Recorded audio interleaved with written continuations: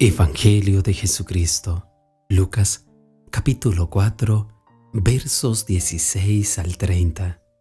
Jesús en Nazaret. Jesús fue a Nazaret, el pueblo donde se había criado. El sábado entró en la sinagoga como era su costumbre, y se puso de pie para leer las Escrituras.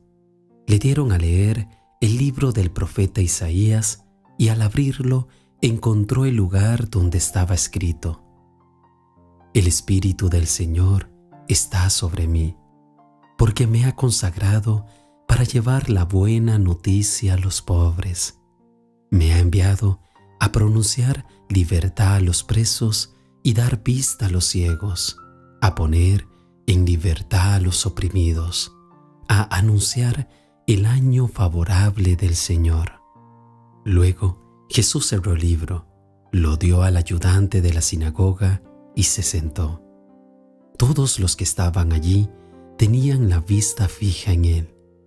Él comenzó a hablar diciendo: Hoy mismo se ha cumplido la escritura que ustedes acaban de oír. Todos hablaban bien de Jesús y estaban admirados de las cosas tan bellas que decía. Se preguntaban: ¿no es este el hijo de José? Jesús les respondió: seguramente ustedes me dirán este refrán: médico, cúrate a ti mismo. Y además me dirán: lo que oímos que hiciste en Cafarnaúm, hazlo también aquí en tu propia tierra. Y siguió diciendo: les aseguro que ningún profeta es bien recibido en su propia tierra. Verdaderamente, había muchas viudas en Israel en tiempos del profeta Elías, cuando no llovió durante 3 años y medio y hubo mucha hambre en todo el país.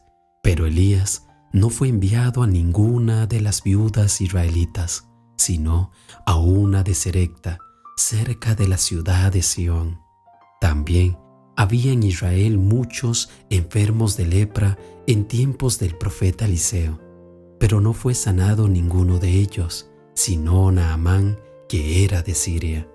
Al oír esto, todos los que estaban en la sinagoga se enojaron mucho.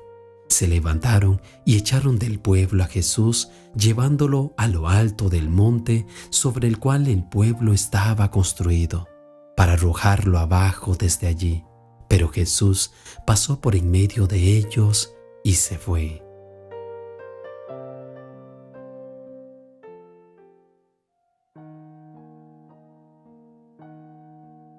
La sinagoga era el lugar de congregación de los judíos donde adoraban y leían las Escrituras. Muchas veces el líder invitaba a un rabino visitante para que leyera las enseñanzas de las Escrituras.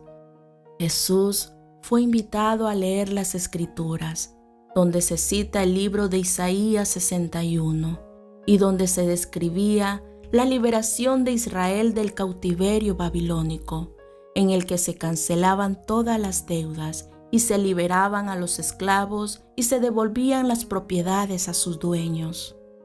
Jesús, como buen maestro, les enseñaba el cumplimiento de esta cita en su vida. En este evangelio, Jesús está en Nazaret, de donde él era, y muchos le conocían que venía de una familia humilde. Estas personas no podían aceptar de que en Jesús obraba el poder de Dios, porque decían que era el hijo de un carpintero. El unigénito Hijo de Dios toma la forma de siervo y vino a este mundo como pobre y humilde. La incredulidad y la envidia hicieron que muchos de este pueblo no vieran la grandeza que Dios traía a través de su Hijo. Aparentemente Jesús era un ser humano común, pero nunca lo fue. Desde su nacimiento fue sobrenatural, nacido por obra y gracia del Espíritu Santo. En el camino de su vida fue el cumplimiento de todas las profecías. Su misión, salvar a los que estaban perdidos. Él es el Verbo hecho carne. Las autoridades religiosas de aquel tiempo y el pueblo mismo no podían entender las señales que anunciaban el cumplimiento de las promesas de Dios a través de Jesús.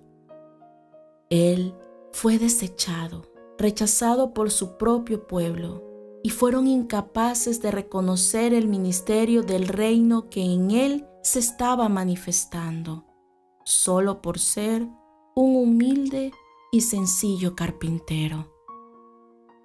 Jesús fue piedra desechada y rechazada por las ovejas que había sido enviado a salvar. Todos los que escuchaban a Jesús quedaban asombrados y no podían negar la sabiduría ni el poder de sus milagros, pero en muchos se volvió una incredulidad. Jesús se presentó como aquel que haría que estas buenas nuevas sucedieran, pero de una manera que las personas no podían entender. También Jesús les dio a conocer que debido a su incredulidad, muchos milagros y prodigios no podían cumplirse. Al término de esto, no aceptaron a Jesús como profeta de su pueblo y airándose, le echaron fuera de la ciudad. La palabra nos enseña que así como los judíos rechazaron a Jesús, muchas personas en la actualidad lo hacen, menospreciando el símbolo de amor mediante su muerte en la cruz. Todo aquel que decide ser discípulo de Jesús también se enfrenta al rechazo de su fe cristiana. Debemos ser humildes en el momento de aceptar las exhortaciones de Dios y nunca olvidar que creer en Jesús es el único camino a la vida eterna. También debemos valorar las oportunidades que Él nos brinda para ser llamados hijos de Dios. La fe es la puerta a la revelación de Dios, donde la palabra es escuchada y obedecida, y no hay incredulidad. La incredulidad es el gran obstáculo para que se manifiesten los milagros de Dios en la vida de los hombres. La incredulidad es el peor mal que una persona puede tener, porque en el Evangelio se consiste en tener fe. Recordemos lo que nos dice Hebreos 11:6. Pero sin fe es imposible agradar a Dios, porque es necesario que el que se acerca a Dios crea que le hay y que es galardonador de los que le buscan. Por eso en este Evangelio debemos sensibilizarnos y aceptar el mensaje de las buenas nuevas de que Jesús es el Hijo de Dios y que bajó del cielo para darnos vida eterna.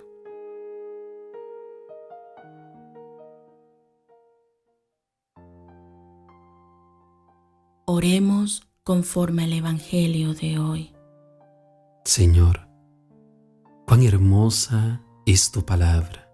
En este Evangelio nos bendices de una manera tan impresionante. Vemos que llegaste a tu tierra, Nazaret, en donde te habías criado, y estas personas te rechazaron.